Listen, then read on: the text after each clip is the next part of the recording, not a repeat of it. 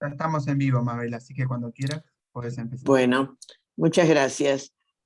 Buenas tardes, buenos días. Good afternoon, good morning, good evening, depending on from where you're joining. I'm Mabel Bianco from Fundación para Estudio e Investigación de la Mujer, and I'm co-chair of the Committee of NGOs on CSW for the Latin America and the Caribbean region. We will start this side event today. I will ask you first, for those of you who will be not today, to mute your microphones. And to kick off this session, we will ask Madam Ambassador Maria del Carmen Esquef. She's the permanent representative of the mission of Argentina in New York, in the headquarters of the UN. Please, Madam Ambassador, you have the floor. Hi, welcome. Thank you so much. Thank you so much, Mabel. Also Marita and colegas que están aquí. Wonderful colleagues who are participating in this event. And welcome to this side event that is taking place in the framework of the CSW66. I'm really glad to be part of this event alongside the Committee of NGOs on CSW for the LAC region. And as the Ministry of Gender, Women and Diversity from Argentina mentioned, Elizabeth Gómez-Alcorta, climate change is a critical global issue that disproportionately affect poor countries, which have fewer resources for mitigation and adaptation measures vis-a-vis natural disasters. And this situation is even more complex when we see that this differentiated impact worsen in terms of women and LGBTQI population, especially those who live in poverty, migrant population, displaced people, rural women, Afro-descendant women, and indigenous women as well, among others. And this is due to the limited access that these population have to assets that can improve their capacity of adaptation to climate change. The vital aspect that is important to address in this context is the issue of inequalities that are based in an unequal distribution of time and the unequal distribution of care tasks. And this also affects the participation of women in the labor market and also their economic empowerment. In effect, at global level, the care burden falls over the shoulders of families and especially on women and girls, and this impacts the lives of women who are most vulnerable. According to the Inter-American Development Bank, 8 out of 10 people displaced due to climate change are women, and most of them live in rural areas. The climate crisis affects them in a disproportionate way and makes it difficult for them to access water and food, and the burden on care sources is also higher for them. If we want to improve the distribution of care, well, this is one of the priorities for the Ministry of Women, Gender and Diversity. As you may know, Argentina is part of the Bureau at CSW, and it is an honor for me to be Vice Chair and represent the groups of Latin America and the Caribbean. The strategic plan 2022-2025 from the UN that we approved last year, in September last year, aims at guiding UN women in the next 4 years and in the road towards 2030, when we want to see the agenda materialized. And this is focused on governance and the participation in the public spheres, economic empowerment for women, also the elimination of violence against women and girls, and lastly, peace, women, peace and security, and humanitarian action and risk reduction. At the time of the negotiations of this document, Argentina stated that it should prioritize the issue of care, and this was accepted within the axis of economic empowerment, and this is included as different actions. We need to support the main stakeholders in the transformation of the care economy by reinforcing and applying the 5 R's: recognize, redistribute, and also compensate or unpaid work. This week we are negotiating the great conclusions here at the CSW66. This is a document and Argentina, as we mentioned, in the Group of Santiago, which is made up by Argentina, Colombia, Chile, Costa Rica, Colombia, El Salvador, Honduras, Mexico, among others, Panama, Paraguay, Peru, Dominican Republic, and Uruguay. One of the priorities of this group is the defense of this issue, strengthening care economies for women who are affected by climate change. And up to now, we have included this component in the document, but the aim of the Santiago group is to strengthen this document even more. And I would like to finish my intervention by highlighting the strong commitment of our country in the ordinary sessions of the National Congress that recently took place. The president of our country announced that the executive branch will submit 2 bills which are key for us. One of them is to create a comprehensive system of care, and the other one to provide equal parental leave for mothers and fathers and people with capacity to become pregnant or not, and who are dependents, whether they are independent workers or not. And these 2 bills will enable that we move forward towards a care agenda. And we will also provide a legal framework to expand rights. Dear everyone, I think that I have said a lot of things, I have shared a lot of things with you, and I would like to give the floor to my fellow colleagues who are also participating here. I restate the commitment, the strong commitment of Argentina to build an equal society where all rights are ensured for everyone, and that we recognize the historic demands of the women's movement, commitments that we have made at national and international level. Thank you, everyone, and thank you especially, Mabel, for inviting us. Thank you, Madam Ambassador. Thank you so much, not only for your words, because you are staying in spite of all the activities that are taking place today. And now I have the pleasure to invite the president of In Mujeres from Mexico, Dr. Nadine Gassman, and she will be presenting this important or relevant initiative that is pioneered for our region. Nadine, you have the floor. Thank you so much. I think Sara will share my presentation. I'm not that autonomous as my fellow colleague Ana Westmas. I do what I can, I do my best. So first I would like to take this opportunity.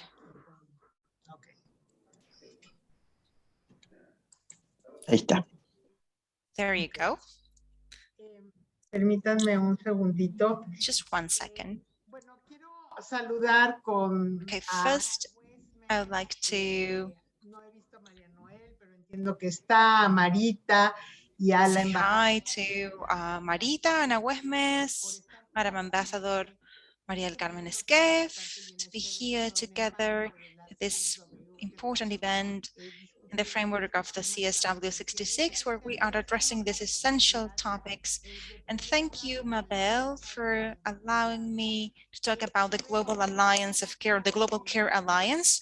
We know that the pandemic has changed the way in which we relate with one another, and it has impacted the lives of women and girls adolescents. And apart from that, there's also the urgent need of change due to climate change. And so this impact is even greater in the case of women and girls, the most vulnerable women and girls in our region. And if we talk about care in the world and in the region, we have to address this issue also from an intersectional perspective. This should be a cross-cut thing in the implementation of care policies. It's just one transformation that needs to take place, and we need to focus our actions on collective work, being empathetic, working as a whole, as a community, and taking care of those who most need, and also taking care of the land because we depend on it. Mexico ratified the Escazú Agreement, which states that we have the right to live in a healthy environment, and also it ensures the rights of women's advocates. And this is the first binding agreement in this regard. And in terms of care services or care tasks, we want this issue to be intertwined with other topics such as education and social well-being. So what we are proposing is a state that takes care of people, and we wanted to take into account the collective care. And this is one of the pillars of our Global Care Alliance. Next slide, please. So what is this Global Care Alliance? This is a space for co-creation, cooperation, and collaboration that stem from a Generation Equality Forum. We want here to advocate and create spaces for dialogue, and also create spaces for action to implement care policies from local level to global level. This calls for different sectors: government, civil society, private sector, CSO, international agencies, philanthropic organizations. This is a call for joint work. This alliance was launched by InMujeres alongside UN Women Mexico in the framework of the Generation Equality Forum that took place last year. And this was a collective multi-sector action, an urgent call for profound transformations in our societies. Currently, I would say we've been successful because after 1 year, this global alliance has the active commitment of 55 members. We have 13 national governments and 1 local government, the state of Mexico, out of which 7 are part of this region. We have Argentina, Costa Rica, Panama, Paraguay, Peru, Dominican Republic, and Mexico. This alliance is also made up by 16 CSOs, among which there are many caregivers organizations, 15 philanthropic entities and companies, apart from UN agencies and multilateral bodies. Next slide, please. So what we are aiming at with this alliance is that the feminist and care agenda is fully implemented globally by 2026, and that the countries and the societies have incorporated it in their policies by adopting the regulations that are needed, but also by implementing programs, initiatives, services, and also allocating enough budget to have comprehensive care systems. I would also like to highlight that what is mainstreamed here in our work with the Alliance are the 5 R's I would already mention. So we're promoting the recognition, the reduction, redistribution, the representation and remuneration of domestic and unpaid care work. And with this slide, I would like to show you the principles of this alliance. We see here, care is a public asset. It's also a responsibility of governments. Governments should promote co-responsibility alongside other sectors, private sector, families, communities, men and boys. We also see care as a human right, the right to be taken care of and to provide care for someone else. Also, we want to acknowledge the consequences of the overload of work um, that falls over women and girls, and also we want to recognize the input of women when they do care work.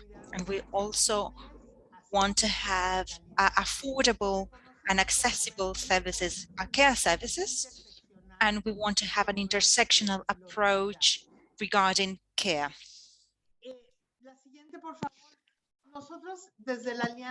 So from our alliance, we propose the following. We propose all members the following 6 specific commitments and 5 strategic areas or priority areas that we have developed alongside the members within the alliance, and of course may be subject to certain evolution throughout time, but they are tightly connected. So in sum, what we are aiming at is the exchange of experiences and practice communities, just as we are currently doing in this forum. With regards to priority areas, each of these is in turn implemented by the members who are at leisure to put forth any suggestions for events and activities that may tap into the national, regional, and global agendas. The Alliance also promotes commitments through specific and concrete actions that may in turn transform the economy of care work at these 3 levels, with the main goal in mind, and that is to eliminate inequalities and ensure the same opportunities for all women and men. And I would like to wrap up my intervention by calling on all women to acknowledge women who are making all of this possible, acknowledge the struggle for women caregivers, both in terms of livelihoods as well as the support of diversity and their role also as advocates and defenders of the land and territories. And I would like to invite you all to be part of this Global Alliance for Care Work so that this may cease to be a responsibility by women and girls alone, and then move on to having this conceptualization and doing of and full exercise of human rights that may also make the governments and all men and children and boys accountable for these actions. Our proposal aims at civilian care and also a proposal for change that may allow us to move forward towards a planet, an Earth, a world that may be better for every single one of us. Thank you very much. Thank you, Nadine. And we are really looking forward to being part of this initiative. All of us, members of the NGOs, and of course, we will later on delve into further detail. Now, I would like to invite Dr. Marita Perceval, from the Ministry of Women, Gender and Diversity, and a true feminist friend of all of us. Marita, you have the floor. Thank you, Mabel. Thank you for this important activity within the framework of the CSW66. Good afternoon to our dear permanent mission representative, Madam Ambassador Maria del Carmen Squev. A very respectful greeting to you. Nadine, I really miss you. Watching you on the screen only leverages my expectations to meet in person again. And to all of my colleagues, of course, from UN Women, I think that we will soon be seeing each other again with Cecilia, with Anna. So it'll indeed be a true pleasure. And also greetings to all of my colleagues and friends from the different feminist movements. I would like today to start by vindicating a true determination that feminism has at its core, and that is that we are creators and advocates and builders also of multilateralism. A multilateralism that we actually need in order for equality to have been dreamt, and then once dreamt of, to be desired, looked for, and become ultimately effective. We've always supported this. We've always understood this, that it was not an isolated destiny for nations or the luck of an individual, which would be building a world where social justice, prosperity, and equality may reign. Therefore, during this session, that is actually addressing care work, I would like to take care of our promise and commitment to true multilateralism, which is, of course, nowadays threatened because the three pillars that are actually funding the UN are at risk, and they are explicitly stated in their chart. We actually stated this in our 2030 agenda when we approved and agreed to this vision of a devastated present in order to build a future where no one would be left behind. Didn't we actually state with you and with many more that this development model was really unsustainable? And I do remember the voices from CLAC and Alisa Bárcena.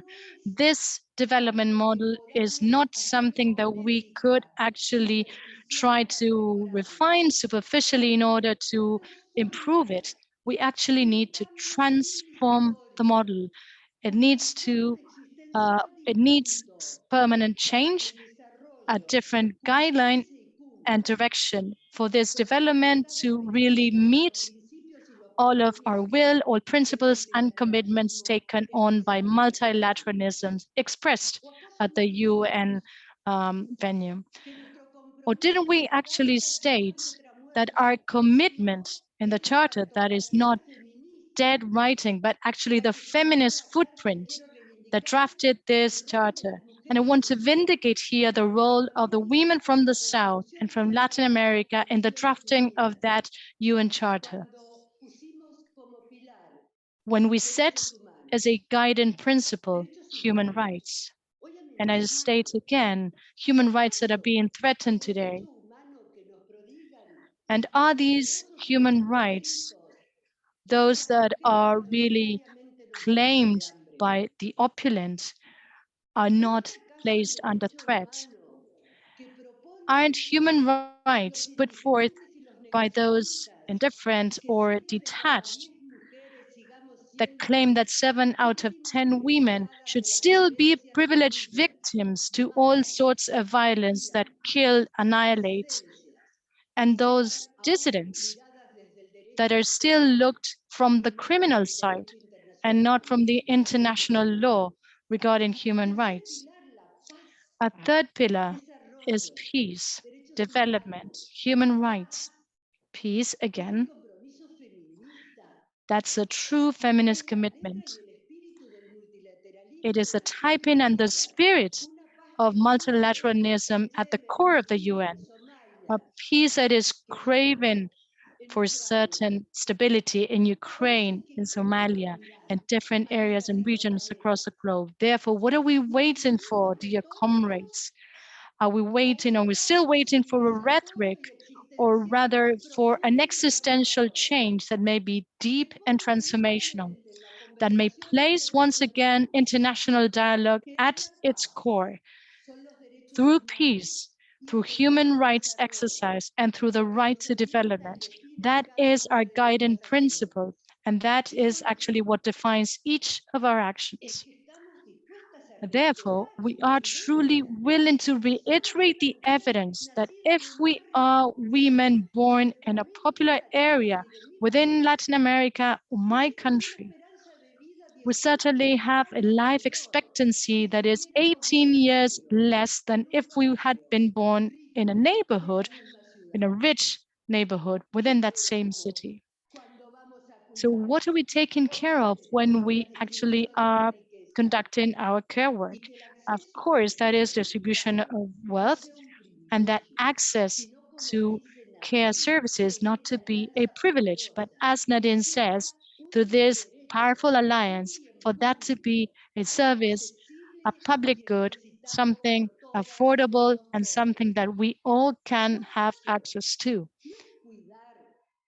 But shouldn't we think of this? Isn't care work put an end to the evidence that once and again questions us, placing on political decisions that poverty amongst all indigenous women is twice the figure within a region that is Latin America and the Caribbean than that within those women that are not dissidents or indigenous?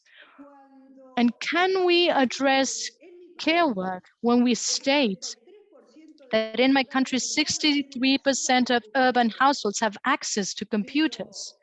But on the other hand, we see that 70% of the 7 territories that are within the poorest areas do not have access to internet.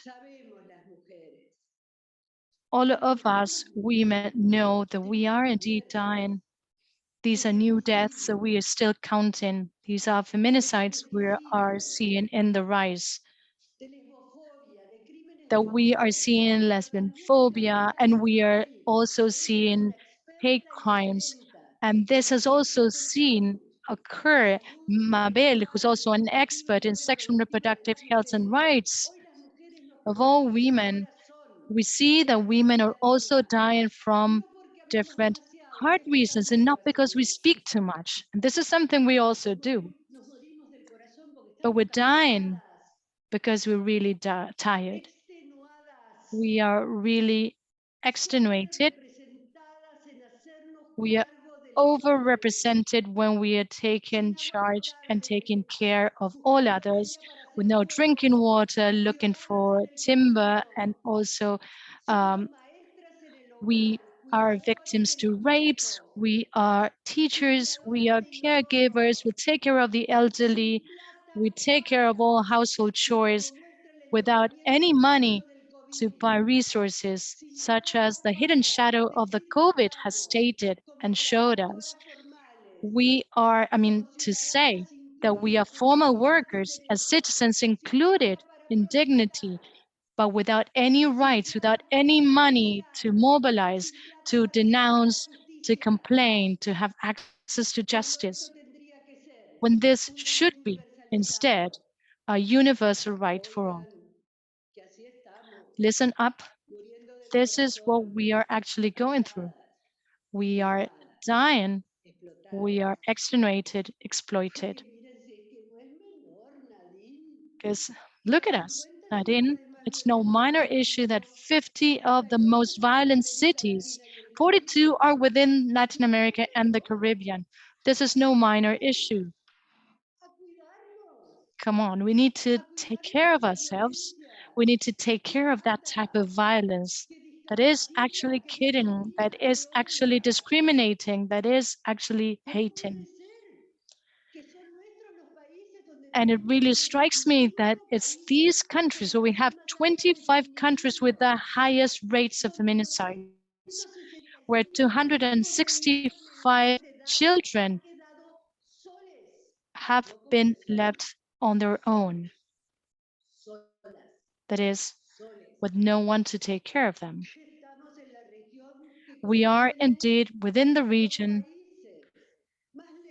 host to those most lethal countries for all women who are advocates of the land and the earth, indigenous women, farm workers, farmers, peasants, 7 out of the most lethal countries for all of the women who are advocates of land, territories, and remediation and mitigation of climate change. 7 countries are within our region, Latin Americans. 3 out of 4 deaths occur in our region. Listen up. Let us listen. We need to echo what Berta said.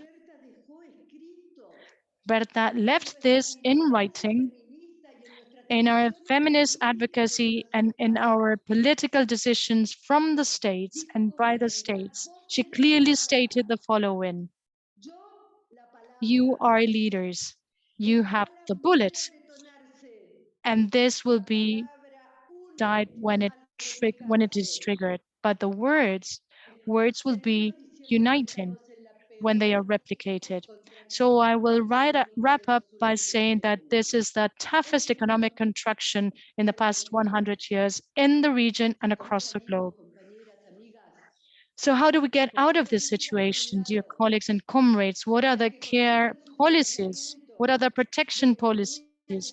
Those that will aim at getting the funding for extractivist activities with severe environmental impact, and also that in turn will deepen inequalities?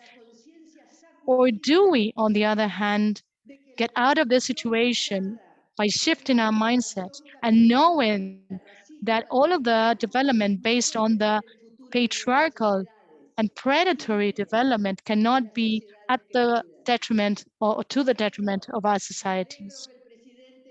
This is why I'm glad that the President of Chile in a feminist cabinet or Congress has been committed to say country number 12 on signing and ratifying the Escazú Agreement. We need that our feminist activism be walking alongside the Escazú Agreement that was born on the same land for every country across the Latin American and Caribbean region may have a right to environmental information, to egalitarian engagement and participation, to access to justice. Because if we want this type of gender democracy, then it's because we are fighting for it. And if we want gender democracy, this is because we are determined to building environmental democracy. Disasters are not natural. 1,200 disasters back in 2021 across our planet, 151 million people displaced. But how many women were at Sendai negotiating the future of the planet and our present for care work? 20% stated by UN Women, 20% of women negotiators at Sendai. And this is no anger that I'm trying to reinforce. This is just passionate words. We want to tell to all violent governments that inequality kills people and actually ends up by annihilating our planet. It does not allow any sort of development and exterminates human rights. Because we are bringing news to you. For those of you who believe that the market is the solution to all evils, let us tell you that inequality does not actually make markets better. Economies do not develop as of inequality. Markets do not offer prosperity if they have 99% excluded, with women among the poorest in the planet. This is why we need to be indebted, but not killed. We want to be free We want to be free of any doubt and debts. Please do not kill us, do not condition us, do not restrain us. Let us be free and let onto us the immense task that we took on over 70 years ago, all feminists across the world. And where this was part of a motto, feminists stated, yes, this is true, we are united. And this is why in the charter, we are those who protect as relentless activism that the multilateralism we need and we're after needs to be based not on discourse that are monotonously repeated with empty promises, but rather that multilateralism says yes to peace, to human rights, to development, to care work. But in order for this to happen, we need to change, among other things, the Security Council. Among other things, we need to also change international financial institutions. And among other things, we need to also change extractivist and predatory models for social justice, because care work also, aside of this being a social contract, need an economic system that may allow for us to have the resources in order to carry out care work. Listen up, let us listen. A woman said, pandemic right now, but we've always lived in this scenario. If the pandemic states that that's because we are workers, we are living in really precarious conditions, because we are poorer, because we don't have access to health, that's nothing. It seems that that's always been our case for women and people who are advocates.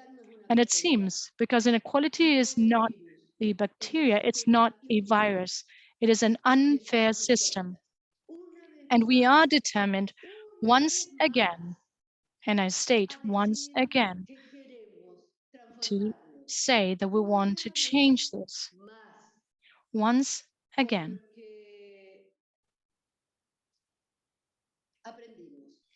Because we have learned. We have learned once and for all. And this is something I previously said during a wonderful meeting that was summoned by Nadine and other women. We actually learned from women fighters from our global south, and especially from these mothers, these white scarves mothers, whose only struggle and the only struggle that is lost is the one that is abandoned or dropped. And what's wonderful about the unified feminists is that we are the most powerful movement, because we have never used a bullet to impose our convictions and determinations. We are a peace-building movement with care, with a necessary rebellious attitude. And that's why in November, at the regional conference for CLAC and UN Women, that we have the bliss and the nerves and everything that comes with it, we are looking forward to it in order to say together that although we may be sad, that although may be shook by uncertainty and shaken, sorry, by uncertainty, when we get together through those songs that Mabel was formerly mentioning, that when we learned how to sing, when we learned the lyrics, now that we are seen, now that we're together, nobody stops us. We will be protecting and taking care of us, dear friends. We will also be taking care of the world from the power of indifference and the whole planet at large from destruction. Thank you so much. Thank you, Marita, so much as well. And as you will say, this is us. We will continue fighting. And I think that November will indeed be a wonderful opportunity to see and to be able to to have a clearer perspective and also to refine or adjust it as per our Latin American and Caribbean style out of the formality of the UN system. So hopefully we will be meeting in November. That will be a true pleasure. And now I'm going to give the floor to Cecilia Alemani. Cecilia Alemani is the Deputy Director of the Regional Office for UN Women based in Panama. And since Maria Noel hasn't been able to join us, Cecilia is representing her. So thank you so much, Cecilia. Of course, we know that Mabel is on a very important mission in Chile. So it's really important to support the new administration. Cecilia, please go ahead. The floor is yours. Thank you so much, Mabel. Thank you, everyone. And we're not abandoning anyone. Maria Noel sends her greetings to everyone, and especially to you, Mabel, and to all the team of FAIM and the committee of NGOs. It is my pleasure to be here listening to you, and after listening to Marita's words, I don't know what to say, so my apologies, because my words will not be enough after what she has shared with us. Big shout out to you, Marita. Sorry, but Cecilia is breaking. Sorry, but we lost Cecilia. Se nos perdió. I think we lost Cecilia. No parece. ¿Qué pasa? Cecilia, no te estamos escuchando. Cecilia, we can't hear you. ¿Hay alguna posibilidad de Is there any chance to bring Cecilia back? Yeah, I was gone at one point, but now I'm back. Okay, you're back. We can listen. We can hear you now. Go ahead. Just let me know if my sound's breaking. I will just keep my camera off. I just recalling we're discussing at the court of CSO and women's organizations the creation of UN Women, this new agency for women's issue. And there was a lot of debate around this creation in the LAC region and in the global south, and how we could have an agency that would pay homage to all the work of the feminist movements in these regions. So I would like to bring back some ideas that were already mentioned and some other new in this framework of CSW66. Is giving us a new logic, which is not new for the feminist movements. The priority topic this year is trying to bring together gender equality and women's empowerment in the context of programs and policies related to climate change, environment, and risk reduction, disaster risk reduction. And we understand these issues beyond the technical spheres, because we need to address this crisis of care work. We need to combine or put into place this transformative approach, lens, also with the transformation of how we care about life and how we sustain this care work. As Marita said, for some, these issues were highlighted or were in the spotlight, but for many women, these issues were already existing. We have structural problems on the one hand, and then we have some situational issues. So the type of responses that we are providing should be bolder, and because we have three crises ongoing simultaneously. And so our challenge is huge. And on a daily basis, we listen to Antonio Guterres, Secretary General, making this call for urgent action, not only in terms of peacekeeping or peace building and strengthening international cooperation to consolidate peace in this world of crisis, but also to respond to climate crisis and human rights crisis, and especially those of women. And in a way, the previous speakers were mentioning, we are seeing all of these issues more exacerbated in this context. We have been operating in an extractivist way, and we have to reframe the ways of consumption and production. All of these are part of the commitments by the state, but at times this is not translated into political will or decisions made or required by these transformations to take place. And we as feminists have always put human rights and peace building at the center.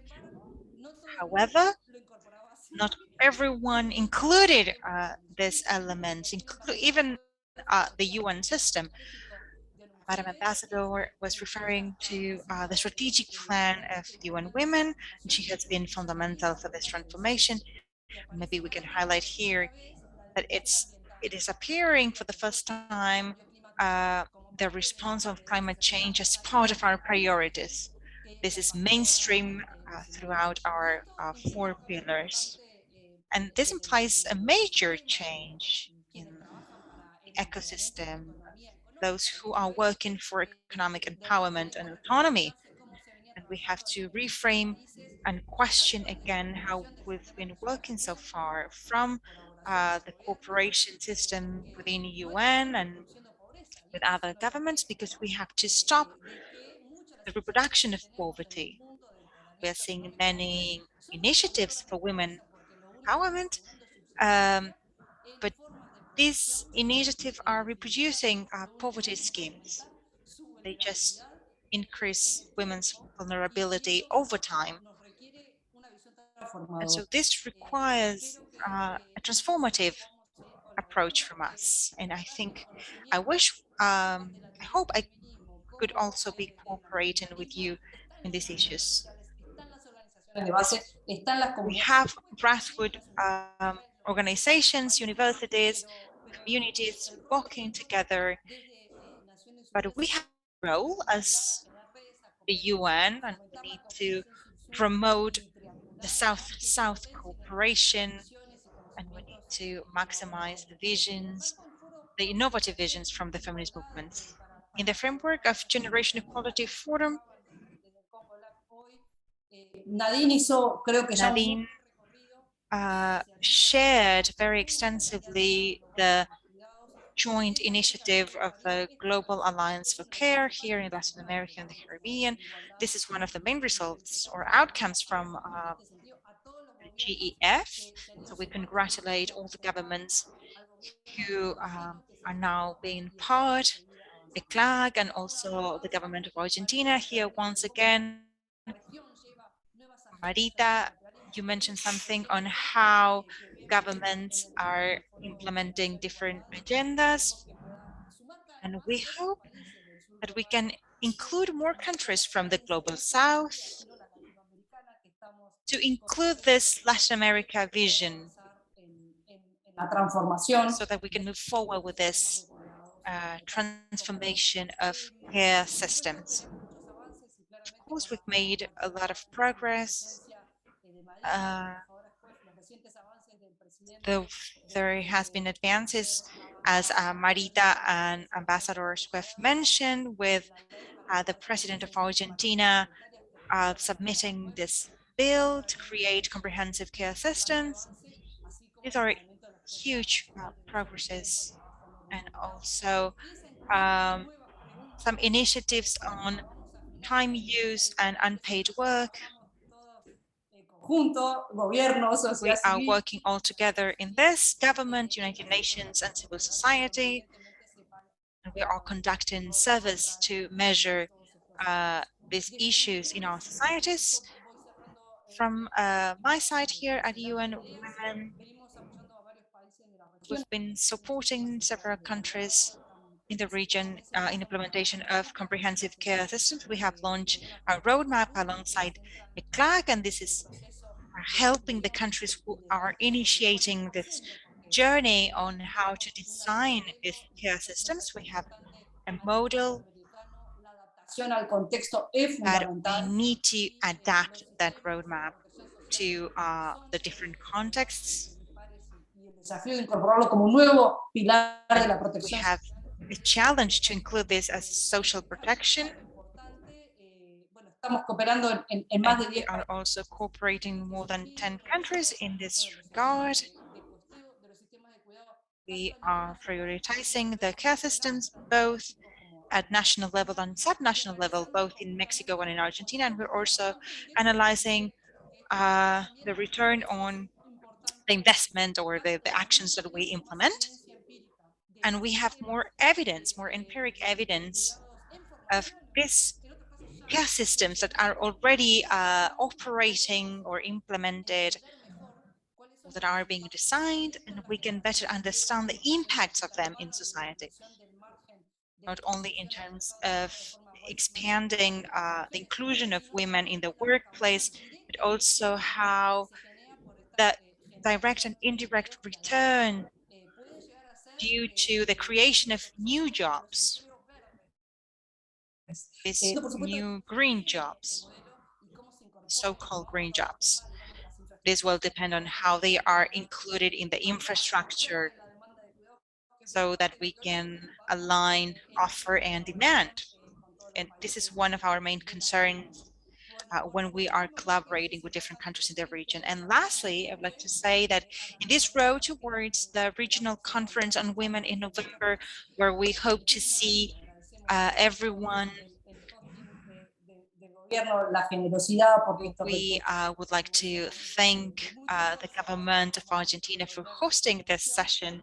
It takes a lot of effort, and of course the effort of the CLAC for organizing this. They've been doing so for almost 2 years.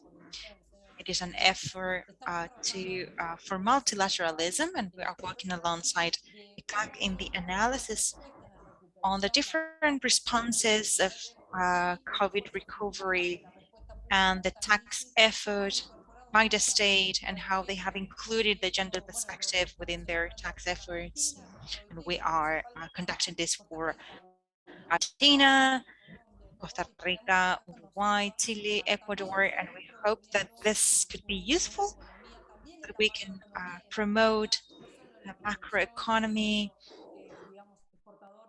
and this can influence the export model, and how we include a gender perspective, and we can put women at the core of this economic models. And I'm sure Anna will address the economic aspect of these initiatives. I would like to wrap up by thanking the invitation to this side event. It's weird not to see one another in the different halls at the UN headquarters. These meetings were an opportunity to listen to innovative approaches, and we are all expecting, waiting for the agreed conclusions to see the ideas for there.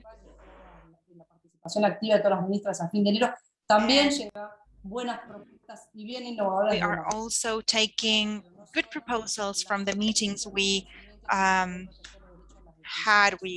held in January, and we're taking all these proposals to the November meeting, where we recognize the rights of rural and indigenous women.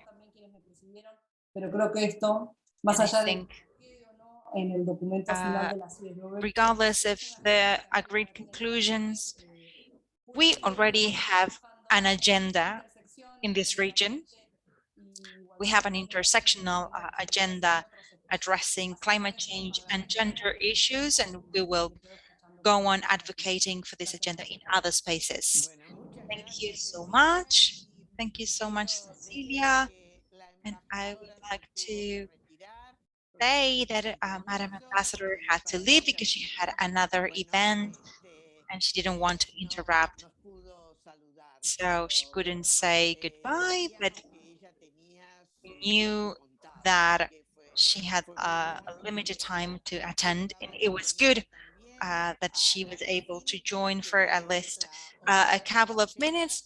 And I would like to welcome Lana Finikin. She's the other co-chair of this committee of NGOs, and she's from Jamaica, from Sister Theater. She couldn't be at the beginning because she was hosting another session, but she could now join.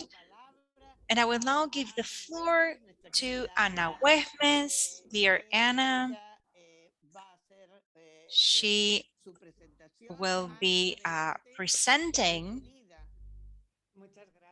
Thank you so much, Mabel. Can you see my presentation? Yes, we can see it. Okay, thank you so much. Thank you. Thank you, everyone, for organizing this. And thank you also to all organizations in Latin America and the Caribbean. Of course, greetings to Argentina, to Madam Ambassador Maria del Carmen Squef and Marita Perceval as well, Secretary for Quality Policies, because in her role of President of the CSW and also representing Latin America and the Caribbean, you are bringing forth lots of the topics that we have been discussing, and hopefully this will lead to agreed conclusions.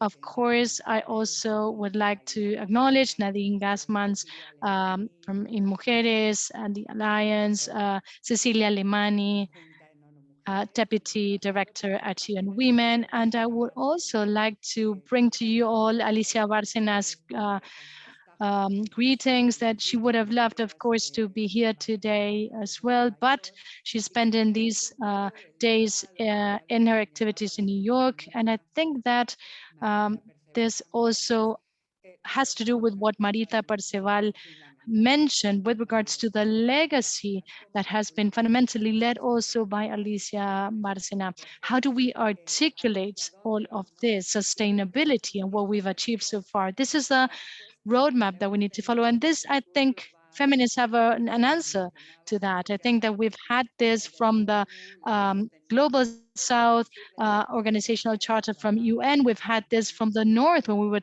talking about peace and bread against the warfare and conflict that spread throughout Europe in the 19th century, that we are seeing rebirth today or reborn today. And that has placed at the core what truly matters and nowadays is ever more important, and that is sustainability of life. I think that that's a major contribution from the feminist economies, from the indigenous peoples within our region, from all different healers and caregivers, and in general, these movements that we hope will bring certain civility to what we are seeing currently. And I would like to share where we are standing at. This is a global, very sensitive context, especially in the Caribbean and Central America, with regards to the effects of climate change. This is the most unequal part of the world, mostly affected by the pandemic, the COVID-19 pandemic, with an economic crisis for over 100 years, affecting especially women, the loss of employment, loss of income, and the highest burden of care work. Of course, this is exacerbated in turn in all households that are low-income households, and exacerbated by violence and the idea that autonomy runs along with structural equality. So we cannot actually speak of economic autonomy if we do not speak of bodily autonomy, autonomy also to make decisions. And equality is indeed structural. It is not individual. We're not a vulnerable population. We're not a thematic agenda. We are talking about an extractivist model. We are talking about a model that has shown not to respond to the goals that we have within the region. So we are bringing in the different instruments. The first one is the Escazú agreement. That's a first binding regional contract, and that in turn also talks about access to information, to public involvement and engagement, access to justice with specific roles of all advocates, environmental advocates as well, and has 12 ratifications to date. Hopefully Chile, who has just signed it, will be soon a country joining ratification position or stance. And then on the other hand, we bring gender equality agenda. We are pushing forward that, and I'm actually updating all PowerPoints and presentations because it's been 45 years already in this sphere, in this progressive forum, that we have been conducting different dialogues, conversations where we've come together along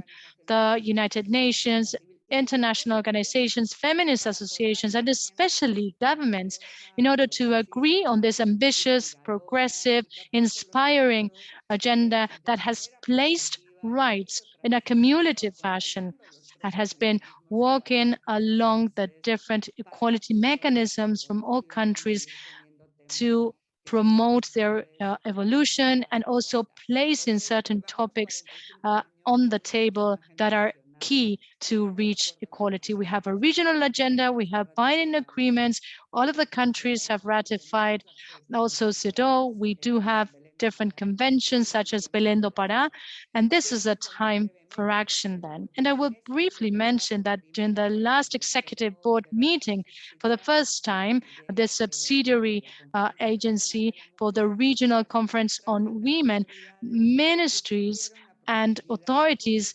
discussed in depth how climate change is indeed related to these structural bottlenecks. And we brought the declaration also, and I know that the Santiago group that Madam Ambassador Squeff mentioned is actually being increasingly active, and also the Caribbean mention how climate change is related to structural inequality bottlenecks. And this may be common sense, but we need to bring this also clearly to all negotiators. Climate for action is not neutral, such as fiscal or tax policies or development policies. You can actually create or trigger new inequalities, or rather move towards the acceleration towards equality and human rights for all women in their diversity. And here we see an important aspect that the region has moved forward in. We need to mention girls, we need to mention adolescents and intersectionality in our work. Anna, can you please have a presentation mode for your screen so that we can see? Excellent. Thank you so much. I'm sorry. Nadine said that I was the techie one here, but I've been put to the test. Thank you for letting me know. So the preliminary paragraph actually relates climate change to disaster risk reduction and places at the core the right to development. And this was mentioned already. These are unnamed rights, but that are core of all the human rights, and also women autonomy and gender equality. And on the other hand, it speaks of duties of all countries with regards to the right to the clean environment, and of course the right to development, and also how we can accelerate the ensuring human rights. And these are the areas, the priority areas that we reached in this declaration. We were able to pour into this declaration that is brought forth, and Mabel from the Commission of NGOs in Latin America and the Caribbean also participated, and were able to agree on this. One of these priority areas was coherence, how we could articulate all conventions related to climate change, to disaster reduction, to the CEDAW, with all of the environmental and rights framework. The second priority area was also the care society, care towards people, toward the planet, The number 3 or the third priority area was environmental advocates, so important in our region. We needed to break down the statistical silence. You know that we're very statistic here at ECLAC, and we needed to also include knowledge and recognition and resilience.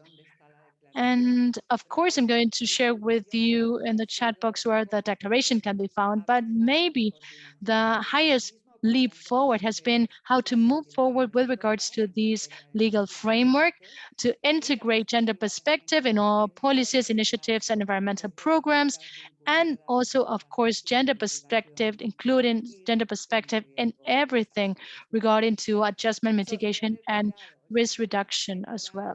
With regards to care society, this is key across the declaration. One is how do we put forward these care systems? One, as Cecilia mentioned, is through social security, that is systems with co-responsibility in the different social security policies.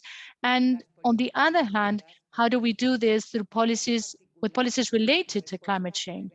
And in particular, with regards to response to extreme and disaster management issues. We all know what migratory or migration flows are, or response or humanitarian aid is, and this is what the declaration speaks of.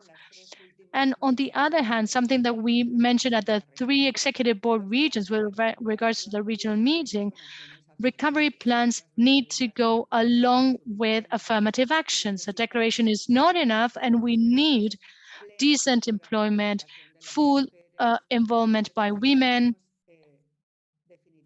and we definitely need integral care systems. This is why we're talking about a transformational recovery and not going back to where we were. So environmental advocates, this is fundamental across the region, and it has been really key in our declaration for Latin America and the Caribbean, and hopefully this spirit will be also poured in the agreed conclusions regarding knowledge, research, and data. There's little articulation still between statistics that have to do with the environment and gender-based statistics, and this is something we need to start working on, especially as of the territorial basis or baseline and how we develop these statistics. And maybe this is the most innovative segment or the deepest segment, and that's the idea. We will be next week in Argentina talking about debt issues and what this implies in terms of care work and public policies, which is indeed fundamental for Argentina and fundamental also for the Caribbean and many countries across the region as well. So how can we move towards an international climate funding? This is not something that will be sorted out by the countries on their own, but we need to increase, on the one hand, financial resources, and on the other hand, we need to have shared responsibilities principles, but differentiated still responsibilities.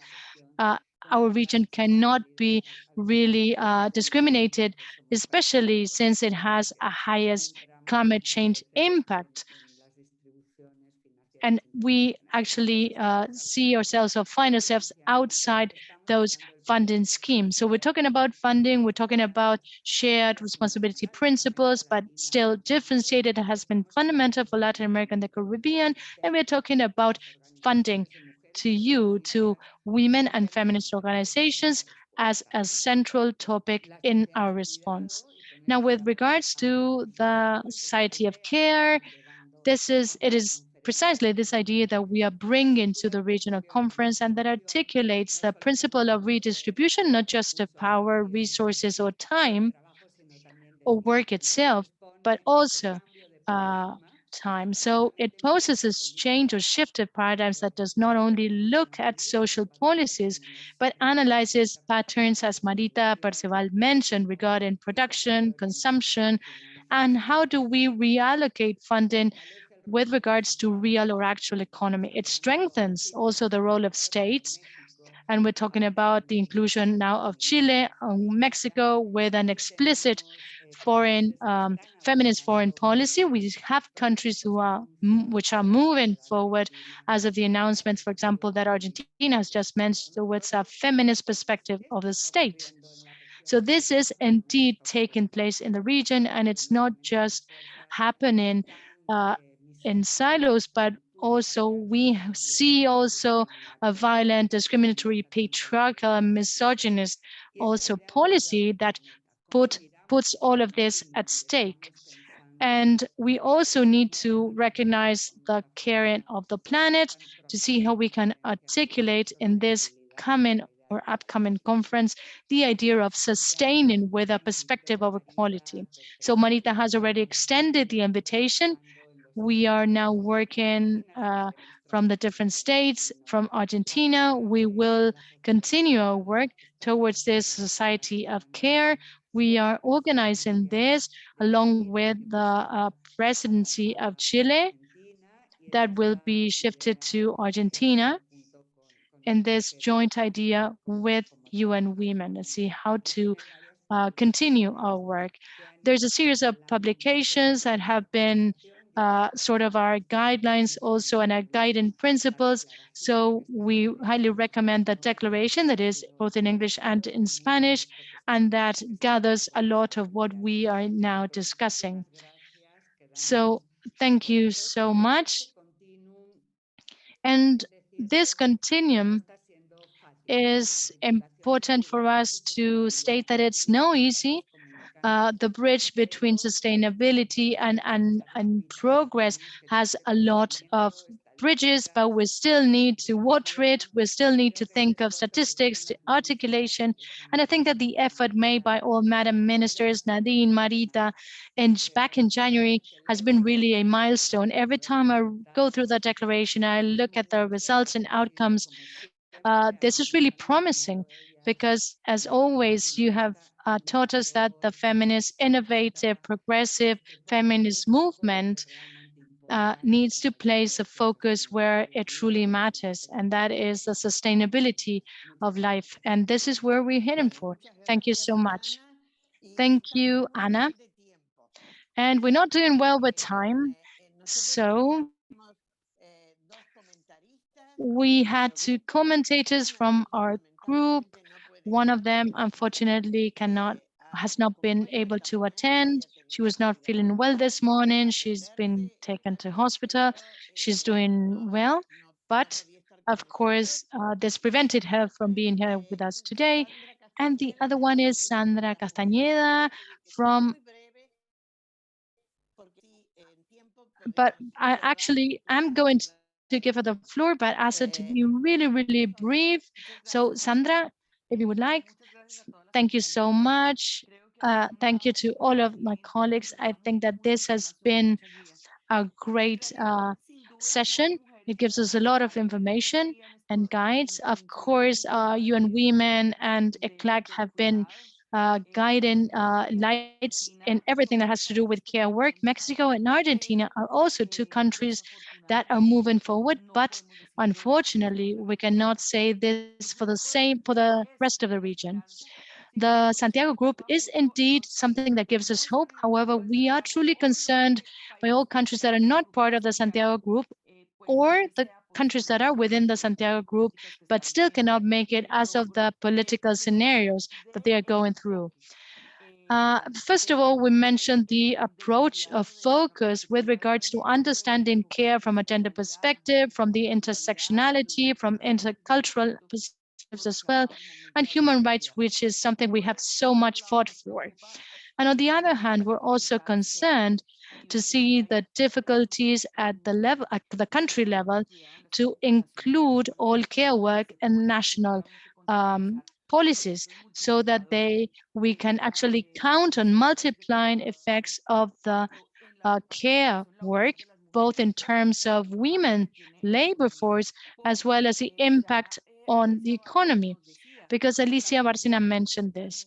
With the pandemic, women in the region saw a setback of about 18 years in terms of labor participation or engagement. And this is one of the major challenges that we are facing. How are we going to exert that effort in order to be updated and try to reduce the gap that was really deepened as of the pandemic, especially with a focus on labor or job engagement that feminists have been demanding, measured from traditional know-how, from indigenous know-how as well, from all cultural perspectives, indigenous, Afro-descendants, rural women, grassroots women as well. And clearly, this will be no easy task. We are only discussing this by going through the worst economic, social, and political crisis of the recent history our region is going through. And therefore, we see with a lot of concern that in spite of all of the recommendations that were put forth from ECLAC, UNFPA, also ECLAC, most of the recommendations have not been adopted. And this has to do also, aside of the structural problems that most countries claim they have, and which, of course, we know that these have been exacerbated because of the pandemic. In many countries, we do believe there's no integral comprehension of those recommendations or the approach that those recommendations have at its core. And rather than a proposal for integral care systems for them to become instruments for economic recovery, countries or many governments see this rather as an economic or financial burden. So as of this concern, and in order to wrap up, from the feminist organizations across the region, we thought that it could be really important to come back to what Alicia Bárcena mentioned, especially when she was wrapping up her intervention. The first one is that the region needs to take up on a transformational recovery with equality, transformation with equality. And on the other hand, the promotion of multilateralism that you all mentioned as a mechanism to address in a coordinated fashion all structural problems as of gender inequality across the different countries. Once again, we do have the instruments. Cairo and Beijing are still in force as powerful tools, but we will always be resorting to this by following up, doing monitoring work, and adding all sorts of support by countries. Thank you so, so much. Thank you so much, Sandra. And I'm afraid to say we will have to wrap up the session. But before, we're going to listen to the song, just as we initially said, but very especially on behalf of all of our group, I would like to thank the Ministry of Women, Gender and Diversity from Argentina, my country. We are truly proud of this ministry, and also want to thank Madam Ambassador, representative of Argentina, who have given us full support and co-sponsored this meeting.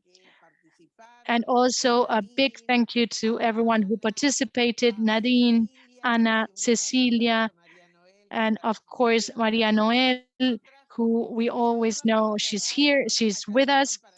And now, yes, we're going to wrap up with a very energetic song, because there's a lot of energy that we will need. There's a lot going on, lots of discussions, and this is why some of you are not here today.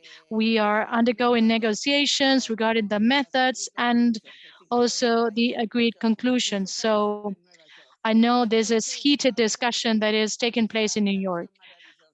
So we're going to say goodbye with this wonderful song. Juliana, take it over. Thank you, everyone.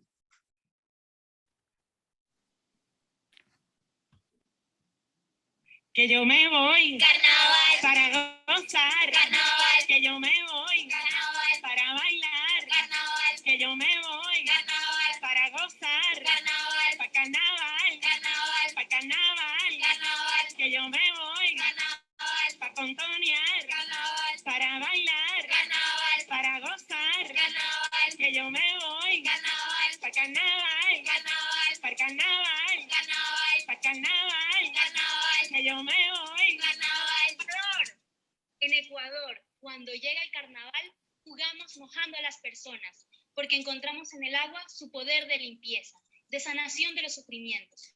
Apreciamos su calidad refrescante y fluida. Festejamos en el agua su simbólico poder de la vida.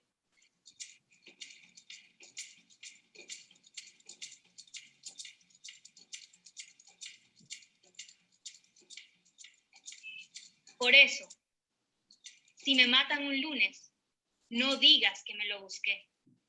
Decí que salí a laburar y que me tomé tarde el tren. No alcancé a hacer la cena. Y lo demás, ya lo sabes.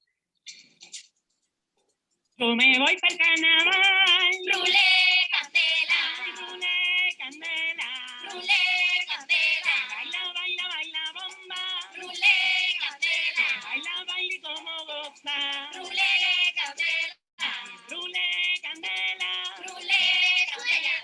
Ay, rulé candela. En Venezuela, cuando llega el carnaval, nos llenamos de alegría, de fiestas. Nos disfrazamos y anónimamente dejamos a un lado las formalidades y las normas. La que quiere ser un buey, allá va y se disfraza. La que quiere ser un tigre, allá va y se disfraza. La que quiere ser rica, la que quiere ser hija, la que quiere ser madre. Por eso,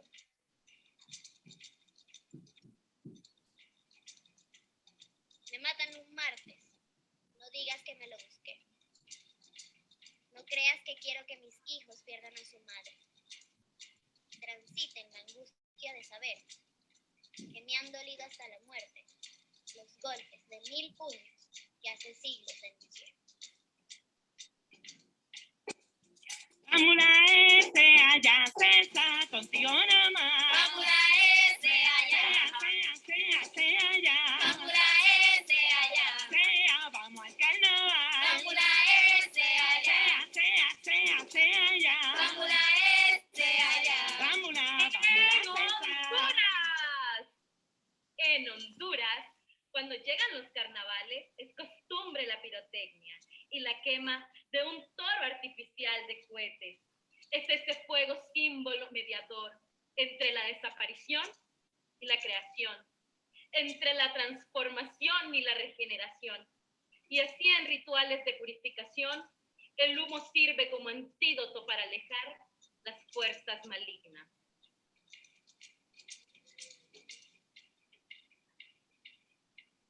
Por eso, si me matan un miércoles, no digas que me lo busqué. Decí que me puse una pollerita y salí a fumar un paso, donde vos también fumás. Y ves cómo me venden en papelitos, cómo me agarran el culo, cómo me muestran el arma, esa que tiene entre las piernas, esa que tiene... Toco, toco, toco, toco. ¡Ven, gigante, come coco! Toco, toco, toco, toco. ¡Ven, gigante, come coco! Precuta. ¡Bueno que está! Precuta. ¡Bueno que está! Precuta. ¡Bueno que El de está! gigante comió mango. ¡A las uñas se la lambio! El de gigante comió mango. ¡A las uñas se la lambio! En el carnaval de Puerto Rico nunca puede faltar la figura del gigante que va abriendo camino para la comparsa, haciendo travesuras y asustando a la gente. La comparsa baja a la calle coreando y contoneando nuestras cuerpas sin fin al ritmo de los tambores.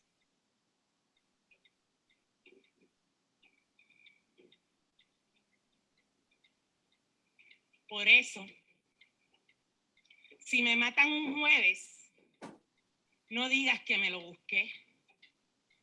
Decí que soy una piba como cualquier otra, que salió a bailar con las amigas, que le gusta la cerveza, que le gusta la cola y el fernet.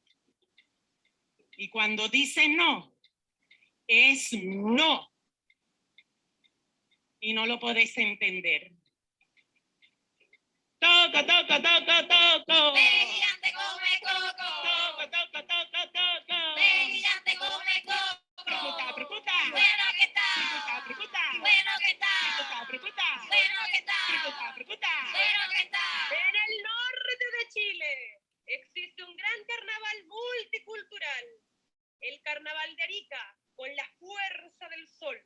Es en esta celebración donde se reivindica la cultura andina del norte grande, donde todo lo elevado y espiritual es parodiado en su dimensión corporal e inferior: comer, beber, hacer el sexo.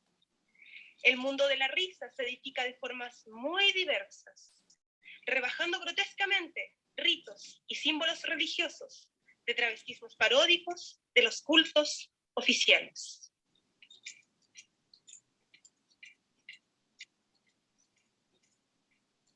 Por eso, si me matan un viernes, no digas que me lo busqué. Decidí salir a romper iglesias, porque mi santa no está de turno, mis derechos tampoco, porque una vez no di limosna, porque unas cuantas veces pequé. ¡Que digan que a la boya! ¡Pan y cebolla! ¡Que digan que a la boya! ¡Pan y cebolla! ¡Que digan que a la boya! ¡Pan y cebolla! ¡Que digan que a la boya! ¡Pan y cebolla! ¡Precuta, precuta! ¡Bueno que está! ¡Precuta, precuta! ¡Bueno que está! ¡Precuta, precuta! ¡Bueno que está! ¡Precuta, precuta! ¡Bueno que está! En El Salvador, el principal carnaval es el de San Miguel, que es de los más grandes de Centroamérica. San Miguel Arcángel tiene una balanza que representa la justicia, y con ella nos advierte que tarde o temprano la justicia divina se cumple.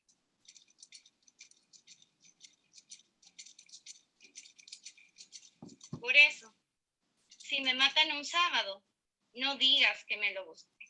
Decí que me metieron presa por sacarme de adentro tu semilla, que yo no quiero ni voz, y me morí de impotencia. Remenéate, remenéate, remenéate, remenéate, café, güey. Remenéate, remenéate, remenéate, remenéate, café, güey. Si no mueves los piecitos como tú te vas a menear. Remenéate, remenea, remenéate, café, güey. Remenéate, remenéate, remenéate, remenéate, café, güey. Si me matan un domingo, No digas que me lo busqué. Grita bien fuerte que lo hicieron. Porque soy mujer. Bueno, muchas gracias, Juliana. Y con esto nos despedimos. Thank you so much, dear all. And with this, we wish you all farewell. Thank you so much. Thank you.